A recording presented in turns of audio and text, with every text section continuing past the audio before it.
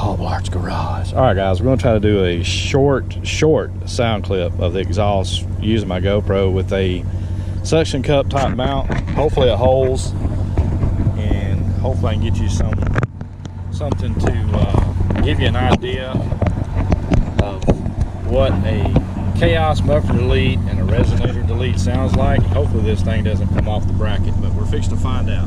Without further ado,